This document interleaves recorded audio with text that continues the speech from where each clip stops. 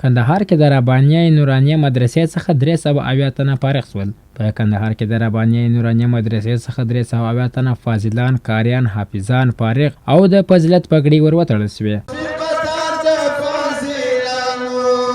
کندهار کې د ربانیه نورانیه مدرسې څخه د یادو فارغینو د فراغت په پار مراسم نیول شوي وو، چې پکې د عمر مسجد جامع امام شیخ مولوي حبیب الله حقانی، د جهادي مدرسې محتمي مولوي محمد سرور شاه، د ربانیه نورانیه مدرسې استاد شیخ مولوي محمد علي او د ربانیه نورانیه مدرسې مسؤل شیخ مولوي عبدالغني ګڼ شمېر نور دیني عالمانو او په سلګونو عامو خلکو ګډون کړی وو. د ربانیه نورانیه مدرسې مسؤل مولوي عبدالغني وایي د یادې مدرسې څخه تازه 380 تنه فاضلان، قاریان او حافظان فارغ او ټولنې ته د خدمت په مخه وړاندې شوه.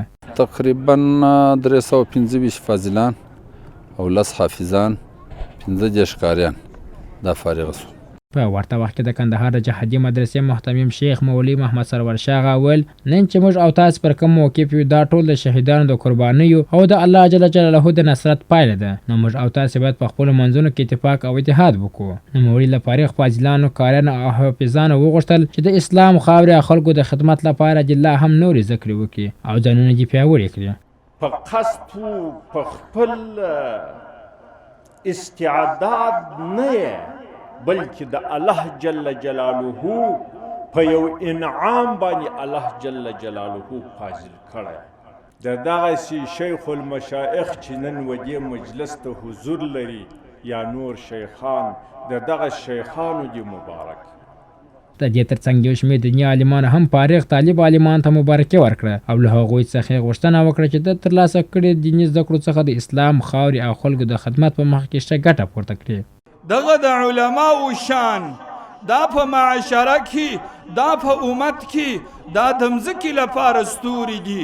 په اسمان کې چې کم ستوري دي خلک په تاریکیو کې لاره ور باندې معلوموي، دا په هغه باندې خلک په وچه و نوده کې و هدف و مقصد ته ځان رسوي. همدغه علما دا د سرزمین دپاره همدغه ستوري دي. او الله جل جلاله توفیق راکړي چې موږ تاسې دغه دین الاسلام د الله په توفیق سره دغه دین الاسلام د قرآن پاک موږ تاسو په لاسو کې محفوظ وساتل شي.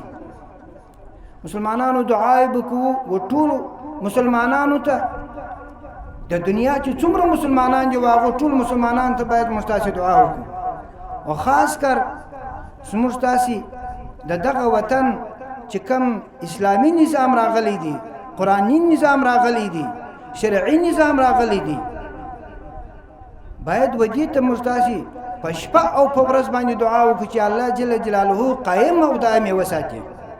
بل لور بیا فارغ شوي فاضلان، قاریان او حافظان خوښ دي چې د اسلامي امارت له راتګ سره د زده کړو لپاره تر بل هر وخت ښه زمینه برابره شوې او افغانان باید د همدې طلایي چانس څخه عظیمه ګټه پورته کړي. زما نوم مولوي خلق الله صاحب دی او د کندهار ولایت د نیش ولسوالۍ اوسېدونکی یم. ډېر زیات بنهایت خوشحاله یم، خو دونه خوشحاله یم چې د ګر سر کې احساس هم نسم کولی، ځکه دا یو ډېر غټ اعزاز دی چې الله جل جلاله موږ او فاضلانو ته راپه نصیب کړلي. خلکو ته خو نو انشاء الله د خپل وس و طاقته پورې چې الله جل جلاله په موږ کې کم استعداد یې ښه دي هغه یوه ذره هم نسپموو چې انشاء الله العزیز چې د چا په وسه پرسې یو توري دی چا در غوږه پرې رسول نصیحت د خیر خبره هر څه چې په وسه پرسې انشاء الله چې کم استعداد کمې خواري موږ کړلي دي د هغه مطابق انشاء الله موږ ټول ولس ته خپل خدمت وړاندې کوو. زما نوم مولوي نعمت الله دی، د روزګان ولایت اوسېدونکی یم. دوغنې خوشحاله یم چې الحمدلله موږ باندې داسې خوشحالي بیا نه ورغلې لکه دا نن چې را روانه ده. زموږ د خپل ولسه او د خپل ګډونوالو او چې څوک راغلي مېلمنو ته ټول څخه زموږ دا غوښتنه ده چې دغه د طالبین لار او دا پړاو سرته رسوي. نو اول دې باید خپل کوچنیان، لویانې که کوچنیانې دا دیني علم دی پر هر چا فرض عین دی در خپل وس و طاقته پورې. نو باید هر سړی خپل دیني علم اول زده کړي.